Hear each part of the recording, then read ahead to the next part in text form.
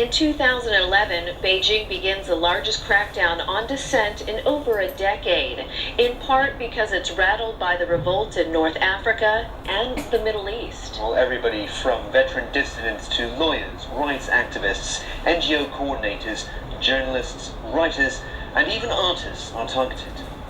And one of the artists is the world-renowned Ai Weiwei. Sunday, April 3rd, mainland artist and activist Ai Weiwei is taken away by authorities at the Beijing airport while on his way to Hong Kong.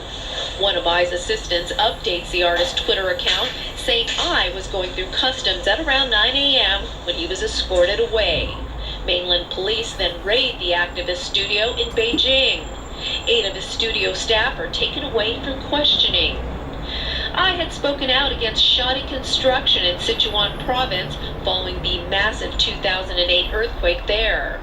Ai is accused of tax evasion as well as polygamy and is also investigated for distributing pornographic material on the internet. A U.S. State Department report expresses concern about China's overall human rights situation. June 22nd, and Ai Weiwei is freed on bail after 2 months in detention. But the normally outspoken Ai is reserved.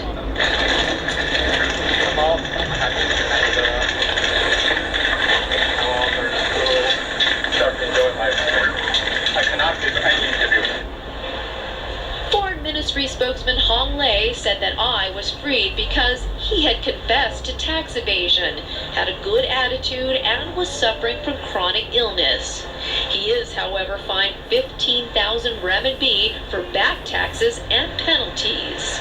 Amnesty International says Ai is among more than 130 people detained by mainland authorities beginning in February, when they launch a crackdown on dissent out of fear the Middle East Jasmine Revolution could be replicated in China.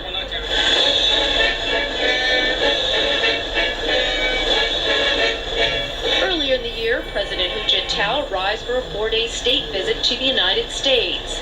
He says in an arrival statement that the purpose of the visit is to enhance mutual trust, promote friendship, deepen cooperation, and move forward the comprehensive China-U.S. relationship for the 21st century. But U.S. President Barack Obama is under pressure to bring up China's human rights record in his talks with the Chinese leader. The people of China should know that the United States stands with them in the struggle for freedom and democracy, and so I urge President Obama to raise the issues of human rights and religious freedom. And hours before that statement, the White House urged China to allow its currency to strengthen. Despite the disagreements, there's an official welcoming ceremony for President Hu on the south lawn of the White House. A summit between the leaders of China and the United States fails to resolve their differences over key issues such as the value of the yuan and human rights. President Hu does respond to a question on human rights after he is pressed about it by another reporter. 首先我要给你解释的是，我没有听到那位先生向我提出要我回答人权的问题。This I'd like to clarify. Because of the technical translation and interpretation problem, I did not hear the question about the human rights. 因为他是在向总统先生提问，What I know was that he was asking a question directed at President Obama. Hu said China has made enormous progress on human rights, but acknowledged more needs to be done. 作为一个人口众多、正处在 China is a developing country with a huge population and also a developing country in a crucial stage of reform.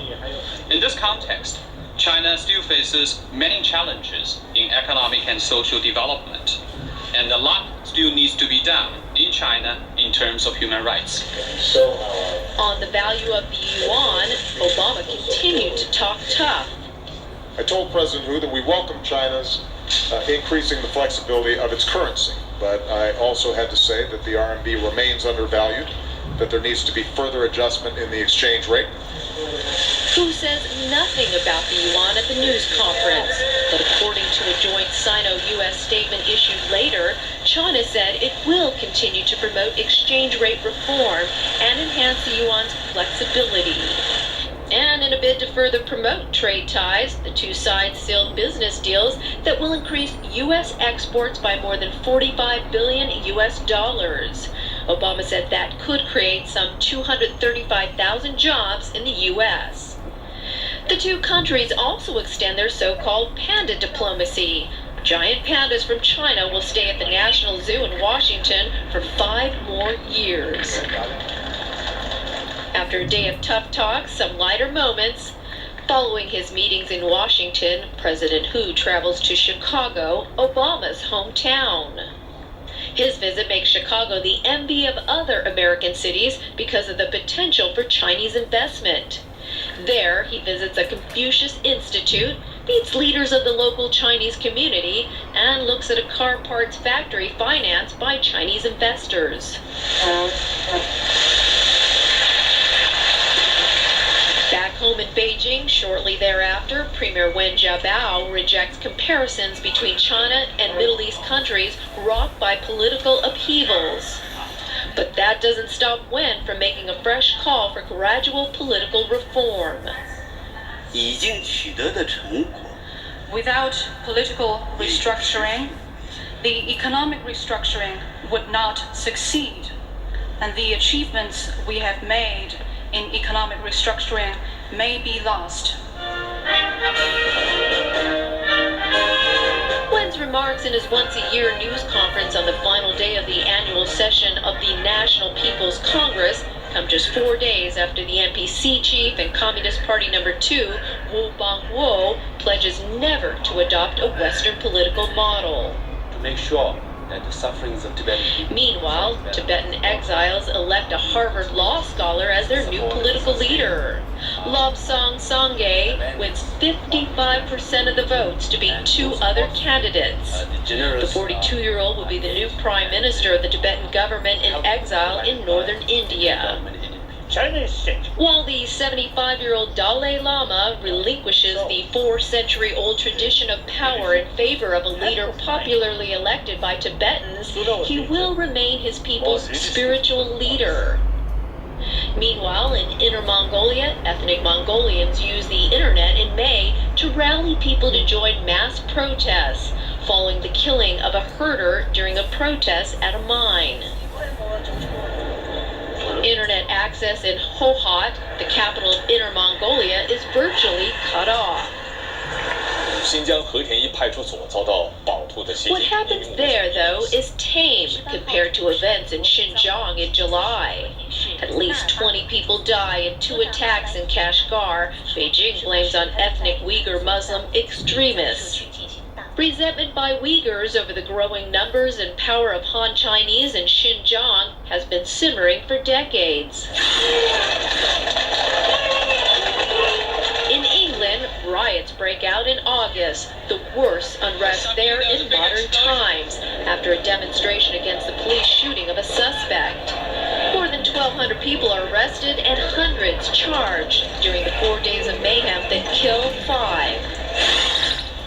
Across the North Sea, a different kind of mayhem in Norway. A Norwegian man dressed as a police officer guns down 69 people on an island near Oslo, the worst attack in the country since World War II. The same man is believed to be responsible for an earlier explosion near government offices in Oslo that killed 7.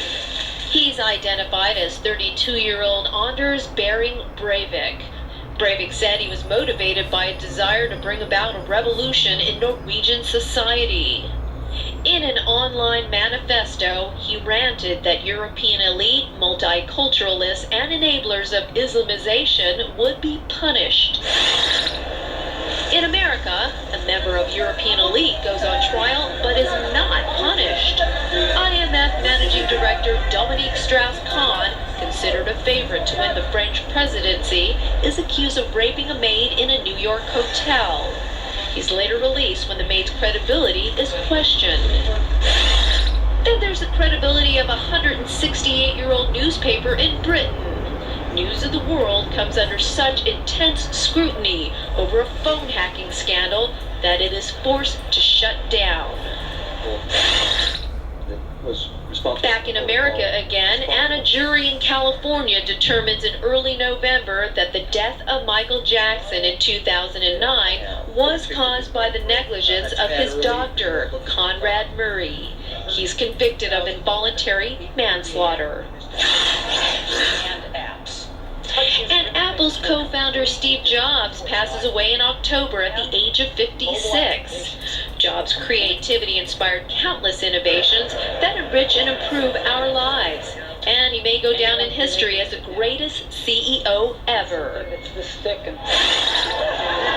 Back to Britain, where in 2011, millions escaped the sad reality that sometimes is part of everyday life to celebrate the wedding of Prince William and Catherine Middleton. Hundreds of millions, perhaps billions around the world watch the nuptials unfold live on television. The wedding of William and Kate provides television viewers a respite from the daily tragedies seen on television. Besides the Japan earthquake tsunami, there are also catastrophic natural disasters in Australia, New Zealand and Turkey. We'll have more on that when we come back.